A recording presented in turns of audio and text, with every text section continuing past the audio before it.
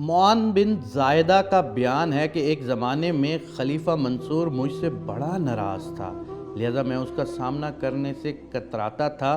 منصور نے میری گرفتاری کے لیے انعام بھی مقرر کر دیا۔ میں گھبرا کے اپنا بھیس بدل کر ایک اونٹ پر سوار ہوا اور بارینا کی طرف چلا تاکہ وہاں روپوش ہو جاؤں۔ چلتے چلتے میں جب بغداد کے محلے باب حرب میں پہنچا، وہاں میں نے دیکھا کہ ایک شخص تلوار حمائل کیے ہوئے میرا تعاقب کر رہا ہے۔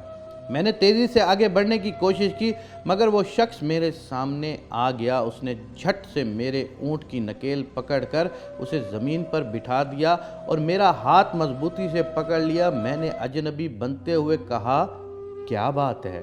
وہ بولا، تمہیں نہیں معلوم امیر المومنین کو تمہاری تلاش ہے؟ میں نے کہا، برادر تمہیں غلط فہمی ہوئی ہے، میری حیثیت ہی کیا، بھلا امیر المومنین مجھے کیوں تلاش کرائیں گے؟ وہ کہنے لگا، کیا تم معان بن زائدہ نہیں ہو؟ میں نے کہا، ہرگز نہیں، کہاں میں اور کہاں معان بن زائدہ؟ وہ ہنسا، تم مجھے دھوکہ نہیں دے سکتے، میں تمہیں خوب اچھی طرح پہچانتا ہوں جتنا تم خود اپنے آپ کو پہچانتے ہو۔ اس کی باتوں سے مجھے یقین ہو گیا یہ شخص پیچھا نہیں چھوڑنے والا۔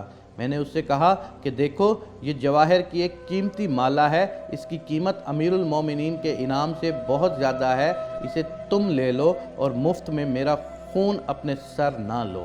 میں نے مالا اس کو تھما دی۔ وہ کچھ دیر تک مالا کا جائزہ لیتا رہا، پھر کہنے لگا، اس کی قیمت کے متعلق تمہاری بات قطعاً صحیح ہے، لیکن تمہیں میری ایک بات کا جواب دینا پڑے گا۔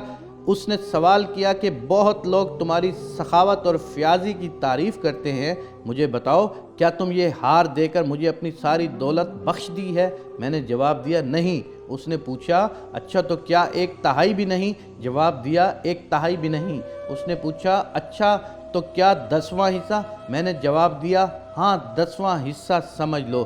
کہنے لگا، یہ تو بڑی بات نہیں، خلیفہ منصور ہر مہینے مجھے 20 درہم تنخواہ دیتا ہے اور اس ہار کی قیمت لاکھوں درہم ہے، لیکن تم اپنے مقابلے میں میری سخاوت دیکھو، یہ ہار میں تمہیں بخشتا ہوں تاکہ دنیا سمجھ لے کہ ہم دونوں میں سے زیادہ سخی کون ہے۔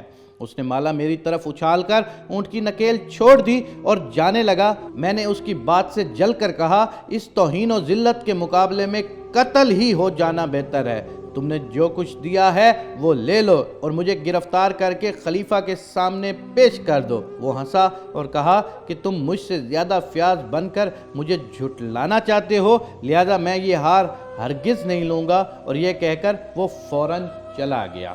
کہ سخاوت صرف مالداروں کے ساتھ ہی لازم و ملزوم نہیں ہے، ایک غریب آدمی بھی سخاوت کر سکتا ہے، اگرچہ ہر ایک اپنی اپنی حیثیت کے مطابق سخاوت کرتا ہے۔ دعا ہے کہ اللہ تعالی ہمیں اس وقت سے سبق حاصل کرنے کی توفیق عطا فرمائے، آمین یا رب العالمین۔